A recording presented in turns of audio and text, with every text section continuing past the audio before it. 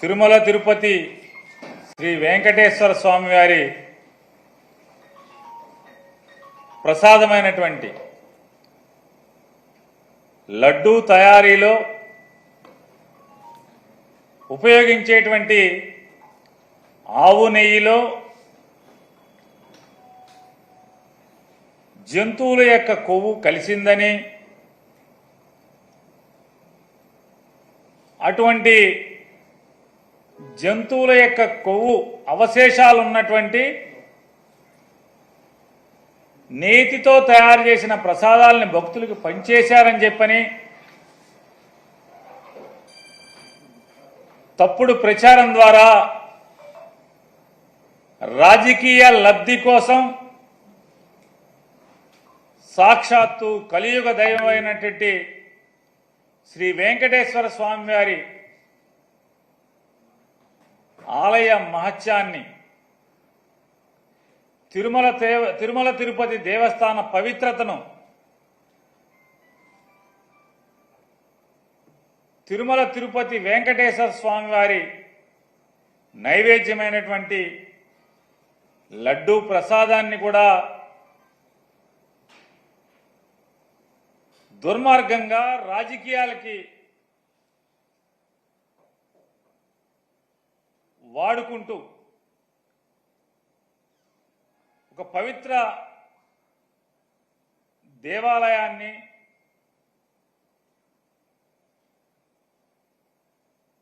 ప్రపంచవ్యాప్తంగా ఉన్నటువంటి హైందవ ప్రజల యొక్క ఆరాధ్య దైవమైనటువంటి వెంకటేశ్వర స్వామి వారిని కూడా రాజకీయాల్లో భక్తుల మనోభావాల్ని దెబ్బతీసే స్థాయిలో ముఖ్యమంత్రి హోదాలో ఉన్నటువంటి ఒక బాధ్యతాయుతమైనటువంటి పదవిలో కూర్చున్నటువంటి నారా చంద్రబాబు నాయుడు గారు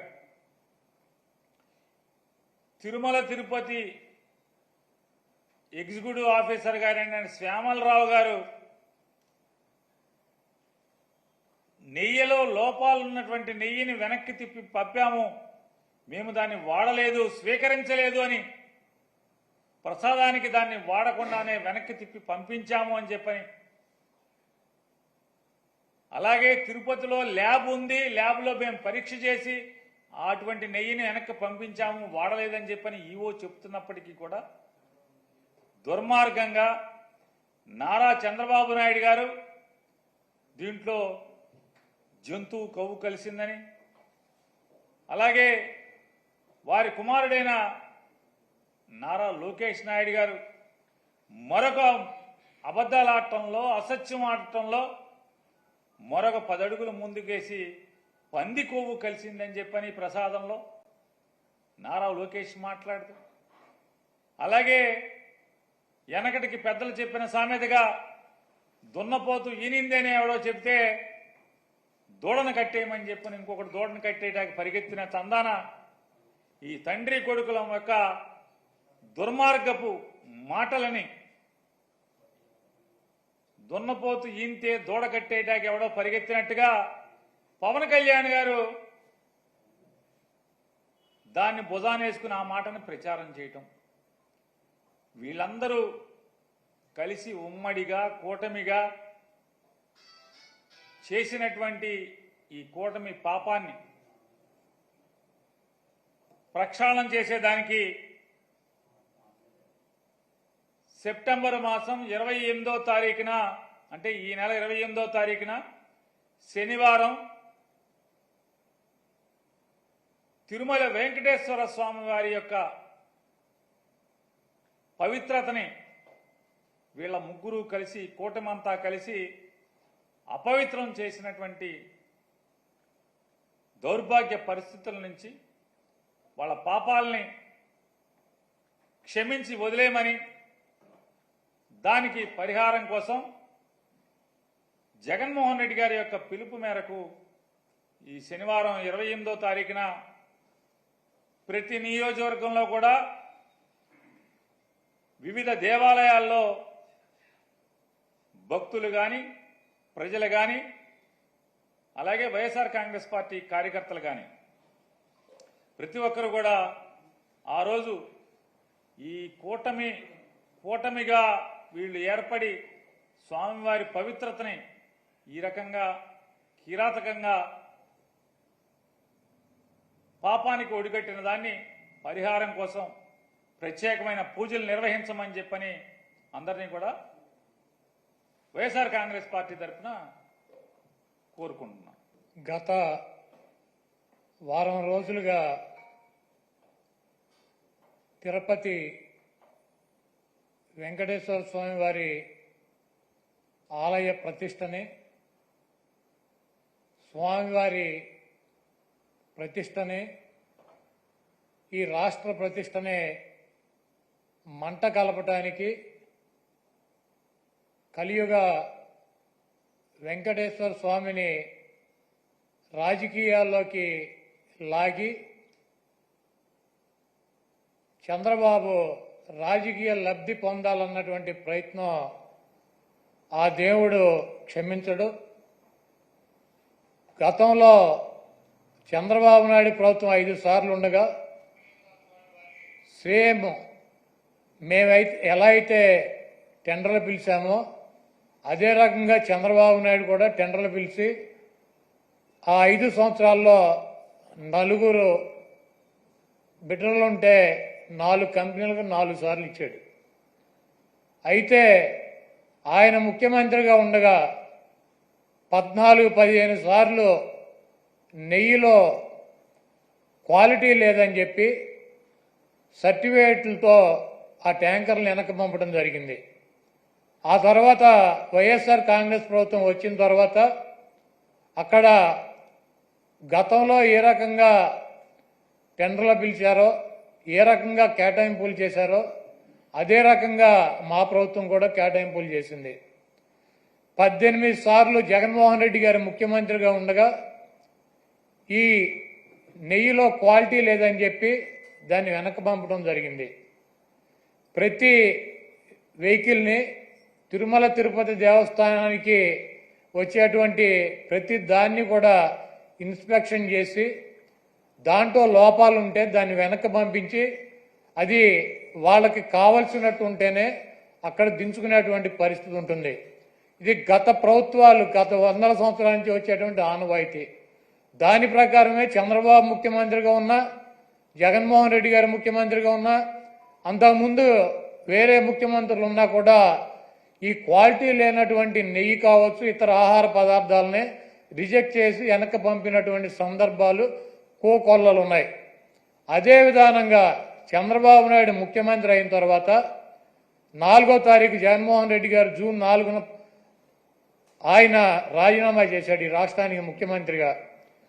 జూలై 17వ తారీఖు వరకు అనేక ఆహార తినుబండారాలు, ఆహారాన్ని సరఫరా చేసేటువంటి టెండర్లో తీసుకున్నటువంటి కాంట్రాక్టర్లో నెయ్యి సప్లై చేశారు, ఆహార పదార్థాలు సప్లై చేశారు.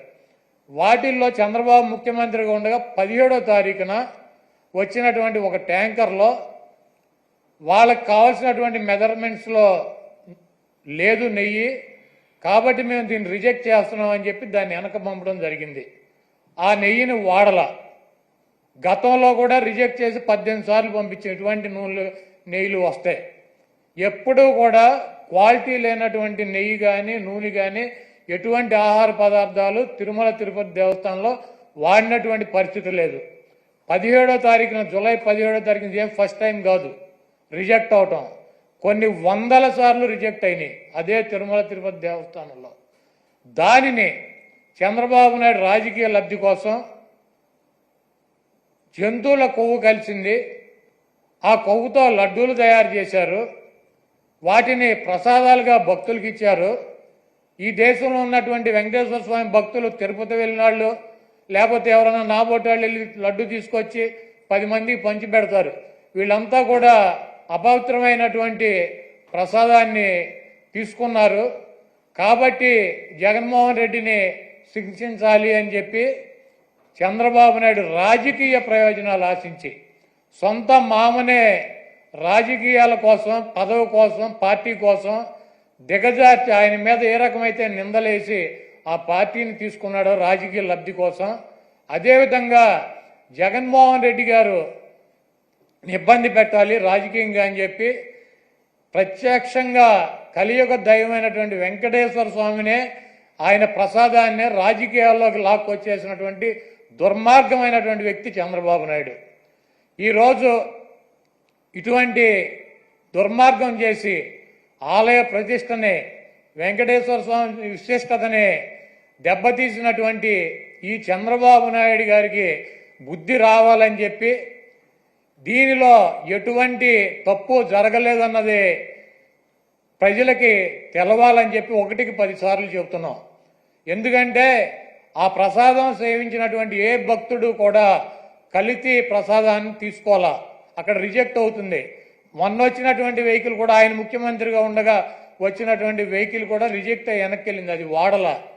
అటువంటి పొరపాటు తిరుమల తిరుపతి దేవస్థానంలో జరగడానికి అవకాశం ఉండదు. అక్కడ ఉన్నటువంటి బోర్డు కానీ, అక్కడ ఉన్నటువంటి ల్యాబులు కానీ, అక్కడ ఉన్నటువంటి ఉద్యోగులు కానీ ప్రతి వస్తువుని టెస్ట్ చేసే లోపలికి అనుమతి ఇచ్చేటువంటి పరిస్థితి ఉంటుంది. రిజెక్ట్ అయిన సందర్భాలు కోకొల్లలో ఎవరూ కూడా మేమేదో అపచారం చేశామనో లేకపోతే జంతువుల కొవ్వు కలిసినటువంటి ఆహారం తిన్నామనో ఎవరూ కూడా బాధపడాల్సినటువంటి అవసరం లేదు. ఇది గతంలోనూ జరిగింది, ఇది ప్రాసెస్ జరుగుతూనే ఉంటుంది. ఎక్కడా కూడా ఏ ల్యాబ్ కూడా డైరెక్ట్గా దీంట్లో పశువులకు సంబంధించినటువంటి కొవ్వు కలిసిందని చెప్పి ఇవ్వాల. ఇలా జరిగి ఉండొచ్చు, అలా జరిగి ఉండొచ్చు. దీని మీద ఇంకా క్షుణ్ణంగా పరిశీలించాలని చెప్తే ఆ పనికిమాలిన రిపోర్ట్ ఒకటి తీసుకొచ్చి ఇది జరిగిపోయింది, తినేశారు, వండేశారు, స్వామికి పెట్టేశారు అని చెప్పి ఒక దేవుణ్ణి అడ్డం పెట్టుకుని రాజకీయాలు చేయడానికి దిగజారిపోయినటువంటి వ్యక్తుల్ని ఏమనాలి? ఇటువంటి వ్యక్తి ఈ రాష్ట్రానికి ముఖ్యమంత్రి. అంత ప్రతిష్ట కలిగినటువంటి గుడిని, అన్ని మహిమలు కలిగినటువంటి ఆ స్వామిని రాజకీయాల కోసం ఎవడన్నా అన్నం తినేవాడు బజారు లాగుతాడా?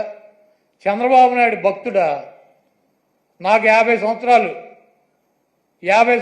40 సార్లు నేను తిరుపతి వెళ్ళా, 20 సార్లు గుండు కొట్టించుకున్నా, 15 సార్లు కింద నుంచి నడిచి వెళ్ళా, ప్రతి సంవత్సరం వెళ్తా. చంద్రబాబు నాయుడు ఎన్నిసార్లు గుండు కొట్టించుకున్నాడు అక్కడికి వెళ్ళి? వెంకటేశ్వర స్వామికి ఇష్టమైనది ఏంటి? భక్తులు మహిళలు కూడా వెళ్ళి గుండు చేయించుకుంటారు, మహిళలు కూడా వెళ్ళి గుండు చేయించుకుంటారు. ఈయన ఎన్నిసార్లు చేయించుకున్నాడు? ఈయన వెంకటేశ్వర స్వామి భక్తుడా? రాజకీయాలకు వెంకటేశ్వర స్వామి వాడుకుంటాడు. జగన్మోహన్ రెడ్డి గారిని రాజకీయంగా దెబ్బ కొట్టాలంటే నువ్వు డైరెక్ట్ రా, ఆయన సిద్ధంగా ఉన్నాడు. వెంకటేశ్వర స్వామిని, మతాలని, కులాలని విచ్ఛిన్నం చేసి ఇది పెద్ద కుట్రగా మేము భావిస్తున్నాము. దీని మీద ఎటువంటి ఎంక్వైరీ అయినా సిద్ధంగా ఉన్నామని చెప్పి జగన్మోహన్ రెడ్డి గారు సుప్రీంకోర్టు న్యాయమూర్తికి, ప్రధాన న్యాయమూర్తికి లేఖ రాశారు. అదేవిధంగా ప్రధానమంత్రికి లెటర్ రాశారు. మీరు ఎటువంటి విచారణ జరిపినా వైఎస్ఆర్ కాంగ్రెస్ పార్టీ మేము సిద్ధంగా ఉన్నామని చెప్తే సిట్ అని చెప్పి ఈయన సిట్ అంటే కూర్చున్నవాడు, స్టాండ్ అంటే నుంచున్నవాడు ఒక ఆఫీసర్ని వేశాడు. ఏం రాస్తాడు? లోకేష్ దగ్గరికి, ఈయన దగ్గరికి వెళ్ళి ఏం రాయమంటారు సార్ అని చెప్పి అడిగి రాస్తారా సిట్ రిపోర్టు? మీకు దమ్ముంటే సుప్రీంకోర్టు ప్రధాన న్యాయమూర్తితో విచారణ జరిపించండి, లేకపోతే సిబిఐతో విచారణ జరిపించండి. ఏమీ లేవు. సిట్ అంటే కూర్చునేవాడు, ఈయన కూర్చోమంటే కూర్చునే సిట్ అనే ఒక పోలీస్ ఆఫీసర్ని వేసి విచారణ జరిపిస్తాడంట. ఇంకా పైన చెబుతాడు మక్కిలు ఇరక్కొడతా. ఎవడ మక్కిలు ఇరక్కొడతాడు? కాకినాడ ఎమ్మెల్యే ఒక ఎస్సీ ఒక కాలేజీ ప్రొఫెసర్ని మక్కిలు ఇరక్కొట్టాడు. నువ్వేం చేసావు? ఎమ్మెల్యే మక్కిలు ఇరక్కొట్టావా?